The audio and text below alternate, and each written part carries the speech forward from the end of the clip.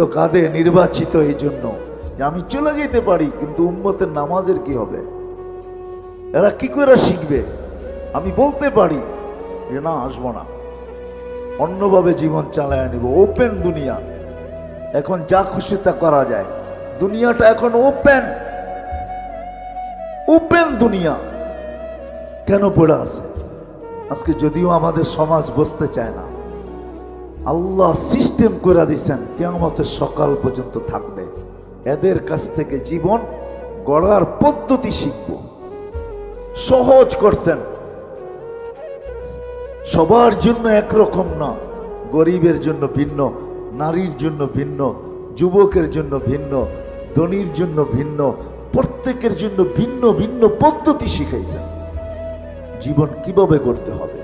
এই জীবনটা গড়ার জন্য কাটায় গেলে চলবে না।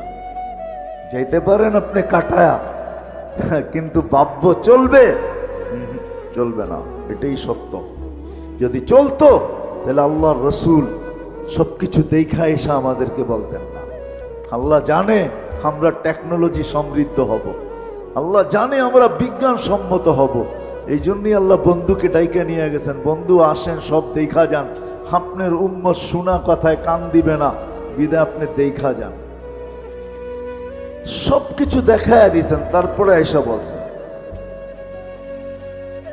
হায় হায়। আমি তো বলি এই উম্মতকে আল্লাহ ডাকার দায়িত্ব নিছেন, ডাকার দায়িত্ব নিছেন। কোন উম্মতকে আল্লাহ ডাকার দায়িত্ব নেয় নাই। ওলামাদেরকে যেখান নামাজ সব উম্মতের জন্য ছিল, কিন্তু কোন উম্মতকে ডাকার দায়িত্ব আনলেন নাই। শুধু আমাদের নবীজির দিকে তাকায় আল্লাহ মনে হয় ডাকার দায়িত্ব নিছেন, যে বন্ধু 50কে 5 কইরা দিলাম, এখনো আপনি চিন্তিত? কেন মুসা আলাইহিস সালাম বলতেছিলেন আমি 2 ওয়াক্ত পড়াইতে পারি না, আপনি 5 ওয়াক্ত পড়াইতে পারবেন না, যান কমায়া নিয়ে আসেন।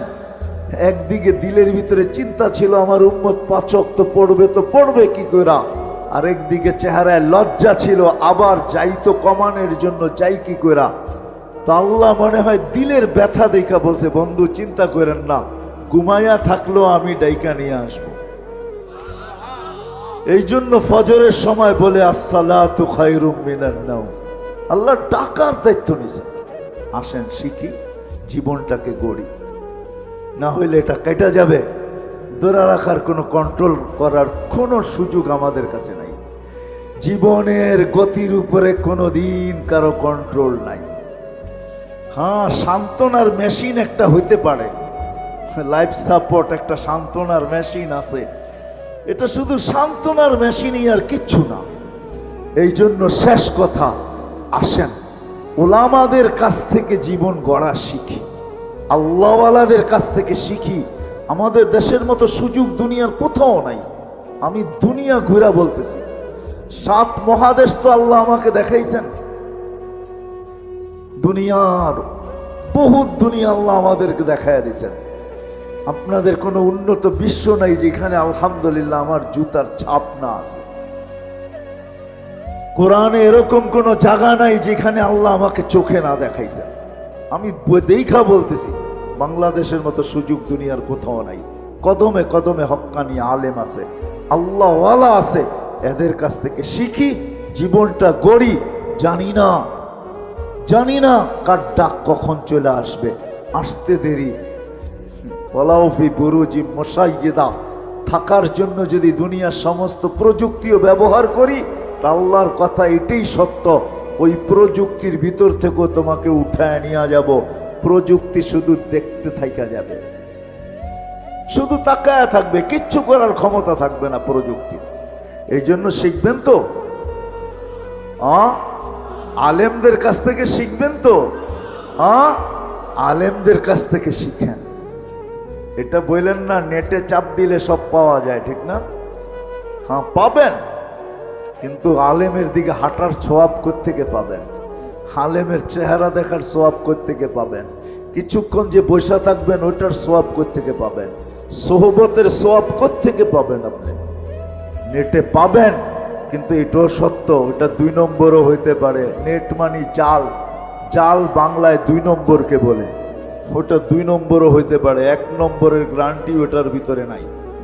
1 নম্বরের গ্যারান্টি তো আলেমের সোহবতই পাবেন। আর কোথাও পাবেন না। এই জন্য শিখবেন তো, পাক্কা ওয়াদা, বিলকুল। আর সর্বশেষ কথা, নামাজ আজকের থেকে ছাড়ব না। ছাড়বেন?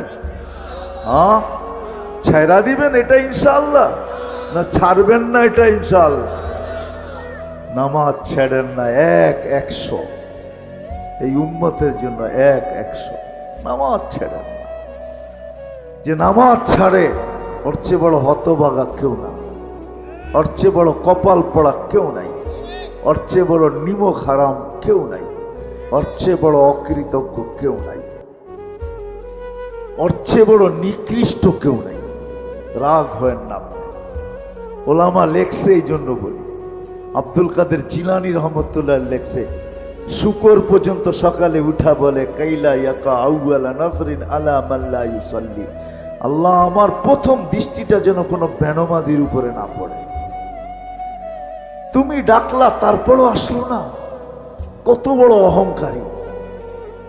সুযোগ দিছেন বিদায় কিছু বলে না, যদি সুযোগ না দিতেন খোদার কসম পায়ে হাইটা ঠোঁটে হাইটা হইলেও আসতে হতো মসজিদে। আল্লাহ ডাকবেন আর আসবেন না, নিজের বাড়িতে ডাকবেন। এই জন্য নামাজ ছাড়ব না। সত্য তো?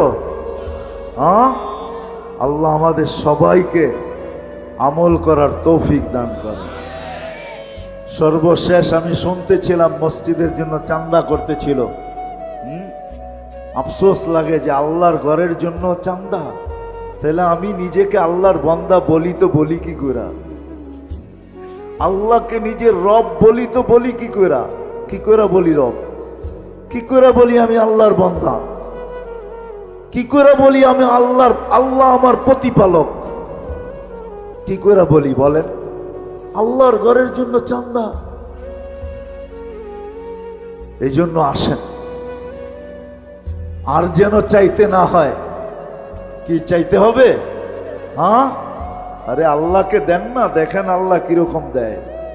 আজকে আমিও আল্লাহকে দেই, মন খুইলা দেই না, আমিও আল্লাহকে দেই সংকুচিত হইয়া। এই জন্য আল্লাহও আমাদেরকে দেয় সংকুচিত হইয়া। মন খুইলা দিয়া দেখেন আল্লাহ কিরকম দেয়, দেখেন না। আল্লাহ তো ওই আল্লাহ, ওর আল্লাহকে যে মন খুইলা দিবে আল্লাহ তাকে মন খুইলা দিবে। কোরআন বলে ওয়ায়ুদাইফুহু, আল্লাহ বলে আমরা ছাপ্পর ফাইরা দিব। করবেন তো সাহায্য? সত্য তো?